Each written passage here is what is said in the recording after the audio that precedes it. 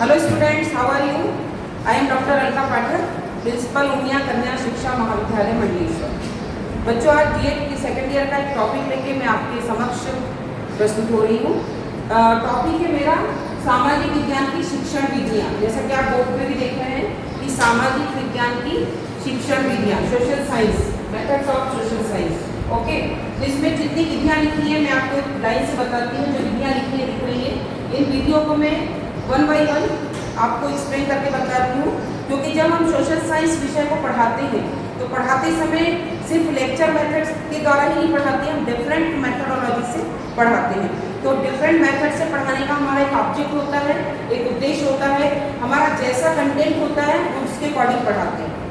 Okay, जैसे किसी ने ऐतिहासिक प्लेस की बात करी तो हम उसको ऐतिहासिक प्लेस पर भ्रमण विधि के द्वारा जाकर पढ़ाते हैं। तो कुछ सब मेथड्स यहाँ पर लिखी हुई है, मैं एक एक मेथड आपको डिस्क्राइब करती हूँ। तो पहली मेथड जो हमारी है संवाद और चर्चा विधि।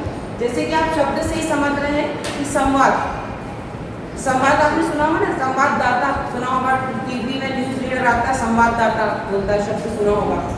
संवाद ने किसी विषय पर आपको बताना, जानकारी देना, है ना। दूसरा है चर्चा विधि। चर्चा आप देखना, अगर जैसे अपन 4 लोग बैठे हैं और कोई हमारा उद्देश्य नहीं है, कोई विषय पर भी हम बात कर सकते हैं बैठ के।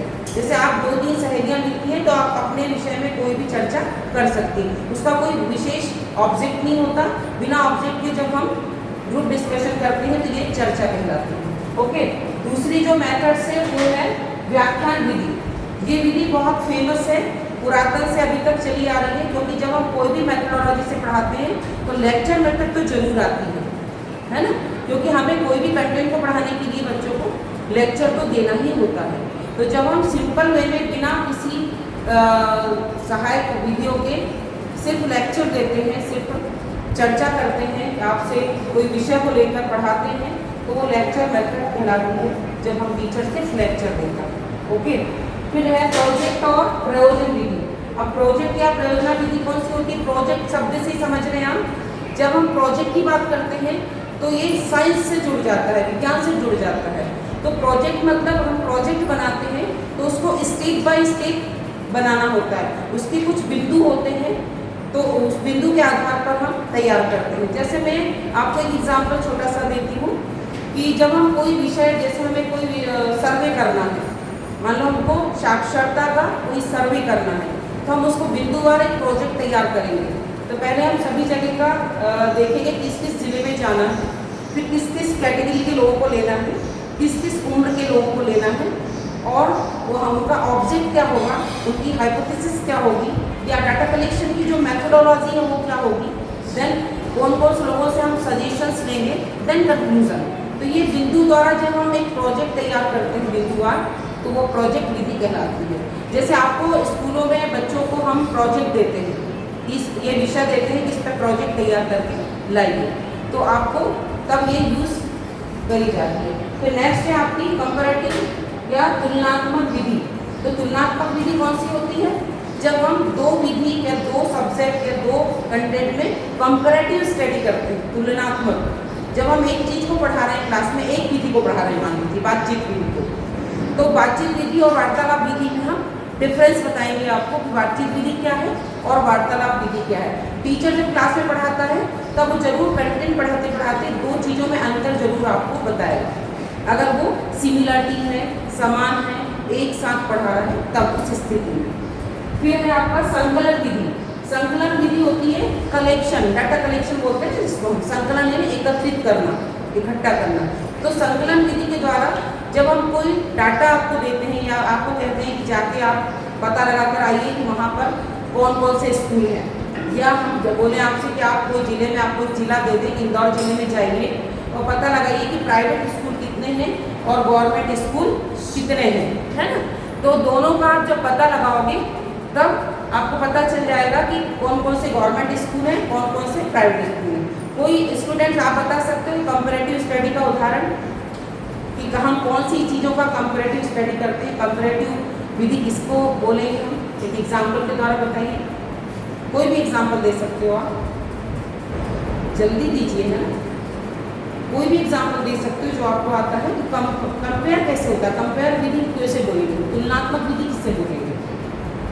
तुलना शब्द से ही समझ रहे हो ना, मैंने आपको समझा दिया, मतलब आपको समझ नहीं आया, फिर से समझाएं, बताइए। मैम कंपैरेटिव मेथड्स का यूज जनरली तो डिफरेंशिएट करने के लिए या फिर अंतर देखने के लिए किया जाता है कि दोनों, फॉर एग्जाम्पल मान लीजिए कंप्यूटर का अगर हम एग्जांपल ले लेते हैं तो हम रैम और रोम जैसे हो Yes, गया, very good. तो ये कंपैरेटिव हम उसमें स्टडी करते हैं कि रैम में क्या डिफरेंस होता है Yes. और रोम में क्या डिफरेंस होता हाँ, रैम और रोम में क्या डिफरेंस है। तो ये चीज़ें जब हम कोई चीज़ की तुलना करते हैं, कोई विषय को पढ़ाते हैं, विषय पढ़ाते पढ़ाते हम उसको दो की तुलना करते हैं तो कंपैरेटिव स्टडी कहलाती है। बैठ जाइए। Okay, thank you. अभिनय विधि, अभिनय विधि को तो आप बहुत अच्छे से जानते होंगे। आपने महाभारत देखी, रामायण देखी, गीता देखी, या कोई नाटक अभी वीडियो में देखते हैं आप, तो कोई भी कंटेंट को लेकर, कोई विषय को लेकर, कोई महाकाव्य काव्य को लेकर जब हम पात्र बनाकर प्रेजेंटेशन करते हैं, अभिनय करते हैं, तो अभिनय विधि, जैसे आप कोई टॉपिक भी पढ़ा रहे हैं क्लास में, मान लीजिए मीराबाई पढ़ा रहे हैं या कृष्ण चरित्र पढ़ा रहे हैं, तो आप उसको पात्र बना के भी प्रेजेंटेशन कर सकते हैं। पात्र बना के प्रेजेंटेशन करेंगे तो बच्चों को जल्दी से समझ में आएगा और बच्चों को बहुत दिनों तक ये चीज़ें मेमोरी में बनी दिया था कि रामायण में जैसे आपने रामायण आती थी टीवी पे आपने देखी होगी, तो राम का पात्र, सीता का पात्र, सबको पात्र बना दिया था और प्रेजेंटेशन दिया था। जब हम अभिनय के द्वारा प्रस्तुतिकरण देते हैं या पढ़ाते हैं किसी कंटेंट को, तो बच्चों को ज़्यादा अच्छे से समझ में आता है, वो दिमाग में लॉन्ग टाइम के लिए सेव हो जाता है।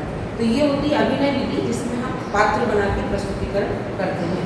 फिर नेक्स्ट आपकी जो है सक्रिय अधिगम विधि। तो सक्रिय अधिगम का एक्टिव लर्निंग। एक्टिव लर्निंग में क्या होता है, क्लासरूम टीचिंग में जब टीचर पढ़ाता है तो उस समय बच्चों को उत्तेजित करता है, वो आंसर देने के लिए प्रेरित करता है, मोटिवेट करता है और समझाता है कि वो डिस्कस करें या इंटरेक्शन करें, बच्चों को आगे बढ़ाने के लिए वो प्रेरित करता है और सतत प्रयास करता रहता है सक्रिय अधिगम में, ताकि बच्चा एक्टिव रहे और पार्टिसिपेट करता रहे और उसको समझ में आए और जवाब दे। अगर कोई चीज़ समझ में नहीं आ रही है तो वो शिक्षक से पूछ भी सकता है। तो ऐसी स्थिति में ये एक्टिव लर्निंग विधि काम आती है। तो बच्चों, आज मैंने आपको जो सामाजिक विज्ञान शिक्षण है उसकी कुछ विधियों के बारे में चर्चा करी। एग्जाम में एक विधि भी आ सकती है, सारी विधि भी आ सकती है, जो बेस्ट विधि आपको लगती है उसको बारे में आपको आना चाहिए। तो आपके अकॉर्डिंग बेस्ट विधि कौन सी है, कोई बताएगा? इन सब विधियों में जो मैंने आपको बताई, आपको कौन सी विधि बेस्ट लगी और क्यों? बस इतना सा जवाब दीजिए। कौन सी विधि आपको बहुत ईजी लगी और क्यों, बताइए। प्रोजेक्ट और प्रयोजना विधि, क्योंकि इसमें बच्चा खुद करके भी सीखता है और अगर उसे कुछ करने के ड्यूरेशन में अगर कुछ डाउट होता है तो वो अपने टीचर से वापस से पूछ भी सकता है। इसमें एक्टिव लर्निंग टीचर की भी हो गई, इंटरेक्शन भी हो गया, इसलिए प्रोजेक्ट मेथड अच्छी है। Very good, thank you. तो आज के लिए बच्चों इतना ही। नेक्स्ट वीडियो में आपसे फिर से मिलते हैं। Thank you so much.